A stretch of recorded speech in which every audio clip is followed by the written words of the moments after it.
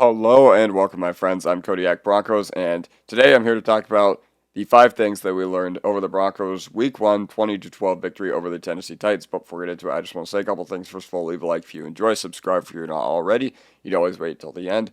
Hopefully, I'll have earned it. And yeah, I was lucky enough to be at the game, so if you follow my content from last year, anytime I actually went to the game, I did drop 5 takeaways, and I also did it in what I went to the game in, and I went to the game repping Riley Moss. So yeah, let's get right into it. So first of all, I was still a little uneasy heading into this game defensively based on no Greenlaw, no Roach. I was like, all right, Singleton and Sternad being active and being our inside linebackers 1 and 2 could be a huge equalizer for the Tennessee Titans. I was obviously sick of Sternad last year by the end of the season, by when we actually played against good teams, but I thought he had a good season last year against bad teams, and that continued today. He played very, very well. Same with Singleton.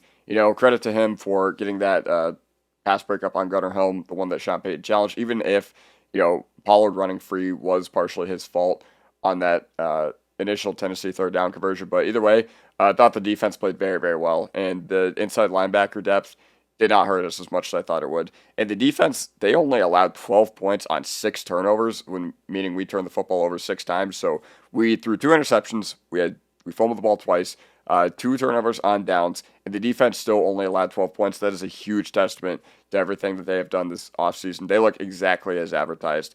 And the two gotta have it plays that could have swung the tide in Tennessee's favor. The defense absolutely put the clamps on. Like Nick Benito sacking Cam Ward on 3rd and goal from the 3, that was absolutely enormous. And then you had Zach Allen and Jonah Ellis sack Cam Ward after the Mims fumble when Tennessee started at R24. And the fact that the Titans could not get a field goal out of that was absolutely monumental. And this game might turn the other way had they been able to convert onto either of those plays. Obviously, the 3rd and goal maybe for a touchdown or not getting knocked out of field goal range in the case of the Zach Allen and Jonah Ellis sacks. But I thought Pollard ran well early, but Singleton and Sternad got settled in. Cam Ward, I give him credit. He made some plays. I don't think the stat line was as bad as it looks now or reflects his actual play in this game. Like, did he play great? No, but it was just clear that he was overmatched. So our defense just was absolutely incredible. And the only one drive the Tennessee offense actually had earned points on. Like the way I put earned points, and meaning, not drives where he turned the football over or did something stupid. Basically, any drive where he turned the football over or turn it over on downs. That's what I'm considering an earned drive for the Tennessee offense. Only 3 points for their offense the entire day. And yeah, overall, it was, just a field goal on the opening drive. And once again, once our defense got settled in, it was really, really hard for Cam Ward to catch up. So yeah. Number 2, the offense just got to get it together. And I'm not overly concerned because, this is one of the trends of modern football. We saw it a lot in college football 2 weeks ago, and we also saw it, or last week, I should say, because most of their teams played their first game last week. And then we saw it a lot today in the NFL. A lot of the teams that usually have a decent amount of firepower, like the Rams, the Texans, I'm trying to think of some other teams. I didn't keep up with the NFL much today, but you know what I'm saying. The Bengals, that was another big one who won a divisional road game week 1. But listen, offenses from good teams often blow chunks week 1. I don't know. It's just part of the thing. Like, defenses are just overall ahead of the curve right now, even if I think offenses are catching up and it's not as grim as it was 2 to 3 years ago. But yeah, so offenses oftentimes look ugly in early weeks. And you know what?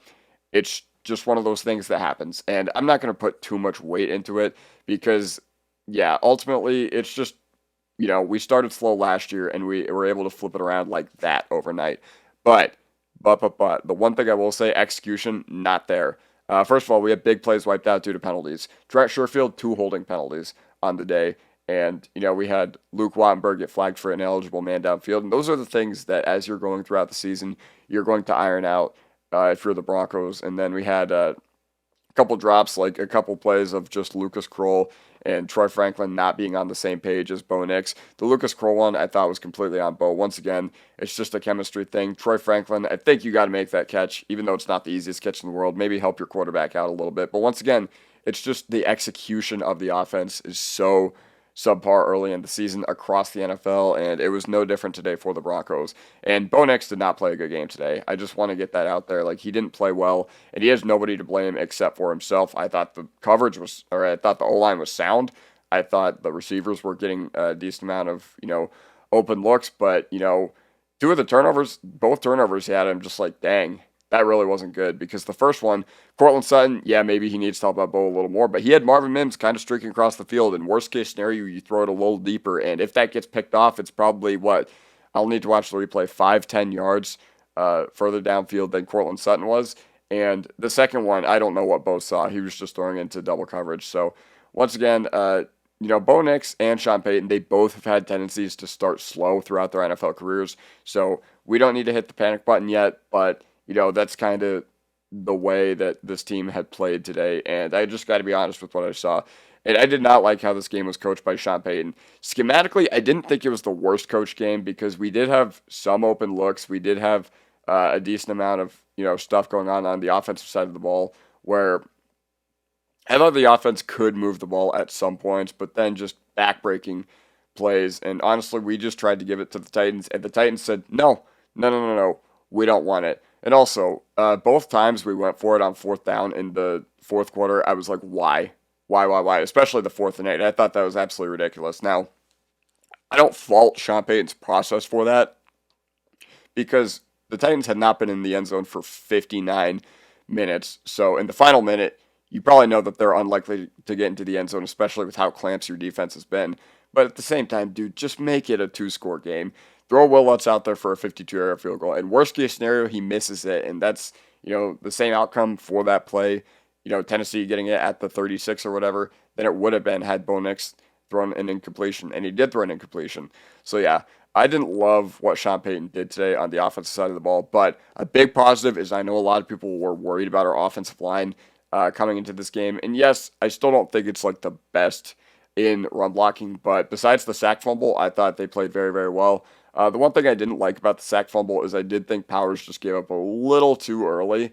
That being said, Bo does got to be smarter there. Like, sacks are a quarterback stat. That's been one of the new things to pop up in football thinking over the past few years. So I do think I just watched the highlights. I'll need to rewatch that with more in depth, but I do think that one was on Bo Nix. Either way, I thought the O-line was absolute clamps in pass protection besides the sack fumble. 3, special teams was a complete mixed bag. Okay, Crawshaw was very, very good today, especially after me being very concerned about him in the preseason. I was just like, man, did we really draft this punter just for him to just not be very good? And you know what? Everything we saw in the preseason was mitigated today because he had 2 very, very solid punts. So, mile high salute to you, Jeremy Crawshaw. I had talked ad nauseum the past 2 weeks about how I was concerned about your kicking, but looks like that was not a big deal today. Kickoff coverage, not good enough. I think Rizzi is going to get this sorted out because he is one of the best special teams coordinators in the history of the game of football. But listen, you gave Tennessee 3 free points before half. You started the game by kicking it out to the 35-yard line, and all Tennessee needed was that one big play from Ward to Pollard, and then they were in field goal range. And also, why would you not just squib it? Why would you not just kick, or not even squib it, because maybe the outcome would have been the same before the end of the half. But with that kickoff before the end of the second half, you gave Tennessee a free 3 points. Now, shout out to Jade Barron for completely running to the opposite boundary and being able to catch Jameer DK on Tennessee and making sure that the damage was mitigated, and Tennessee only got 3 points out of that. But listen, that was a huge momentum swinger, especially after that Sutton touchdown could have been a huge backbreaker for the Titans as well. But yeah, overall, special teams, big mixed bag, and this was exemplified by Marvin Mims. He was kind of the poster child of this because he had 2 very nice returns today, but he also had that muffed punt, which somehow muffing punts just gave us all the momentum in the world. It's crazy how, things work out in the NFL sometimes, but we're very, very lucky that muff punt did not come back to bite us, especially because Tennessee began that drive at our 24, and luckily, Jonah Ellis, Zach Allen saved them, as I had alluded to in my first slide. And I think you can, exemplify this, that there's a lot of turnover from the special teams unit from 2024, and it showed on the field today. And Sean Payton is one of the GOAT head coaches at in-season adjustments. So, I think we will see more sound special teams play, going forward, and that's ultimately what we need. It's completely fine. But, yeah, overall, I trust them to get it right. But, once again, complete mixed bag today. Number 4, I've seen enough of Tyler Badie. And listen, nobody's lack of execution stuck out more than Tyler Badie after the 2 drops. Had Badie caught one or two of those balls, maybe we're thinking about an entirely different game. Maybe the score is a lot more tilted in the Broncos' favor. But first of all, the thing with Tyler Badie is that the second and 15 drop when we were driving in the first quarter, absolute backbreaker because that's a touchdown. From my vantage point, in my view, I swear it's on my grave that he takes that into the end zone for 6. And listen, man, the fact that you didn't have RJ Harvey in that situation, Harvey makes that play, Dobbins makes that play. The fact that Tyler Badie did not make this play, it just makes me feel like his spot on the 53-man roster is not going to be for very long. And the second drop was also really, really bad because it was on 3rd and 3, and he was late looking for it, especially when, the Titans, when they were being more aggressive, especially early in the game, I was like, all right, you got to be hot to your running back in these situations. And it looked like that we were hot to our running back a little too often. But when Bo Nix was finally hot to his running back and it looked like it would have worked out, Tyler Badie just was late looking for it. And I can't believe he made me miss Jaleel McLaughlin. I went all offseason saying that I didn't want to see Jaleel McLaughlin on the field. I thought he was deservedly a game day inactive based on everything that he had gone through and based on everything that the other guys had shown in the preseason.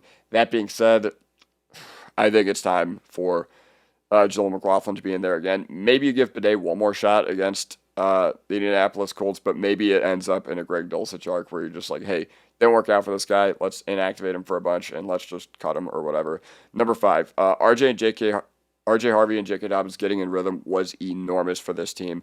And honestly, we probably don't win the game without it. So I still will not say the run blocking is great, but I was really, really pleasantly surprised at the amount of chunk runs that we got this game that we would not have gotten last year.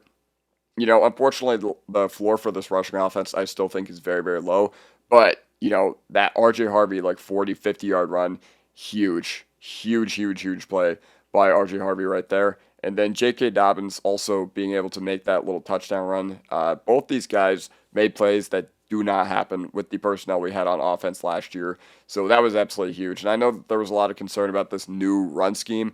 And yeah, while it was few and far between, it was inefficient. But while being explosive, it's better than last year where the rushing attack was inefficient and not explosive. So that's how I'm feeling about that. The lack of RB talent last year was the most glaring issue, and I think that was proven today by the fact that RJ Harvey and J.K. Dobbins, they both got two touches that really, really flipped the tide of the game for the Broncos. So yeah, that's how I'm feeling about that. And also, we went heavy on offense more once Evan Engram went out, and I thought that was cool. Now, Palczewski being an eligible receiver, I thought that was really, really funny because our fan base and the people at the stadium that I was next to, we were all cheering after Alex Palczewski had reported eligible. But yeah, I think if you're going to do jumbo packages, then yeah, Alex Palczewski is completely fine right there. And honestly, I'm here for it, especially when you're going to run the clock out to seal the game, because that's something we could not do at all last year. And also, being able to lean on that in the fourth quarter is a big reason why we won this game. And these guys are just going to get better as the year goes along. Maybe not J.K. Dobbins because he is an injury-prone veteran, but R.J. Harvey, the rookie hot hand for running backs is very, very real. You got to feel your mojo. You got to feel confident. And I don't see how you can't feel confident after the final stat line is 7 runs for 60 yards or something like that. So yeah, that basically does it for me. Let me know what you guys think in the comment section down below. Time to look towards Indianapolis. So yeah, Mile High Salute. Peace out.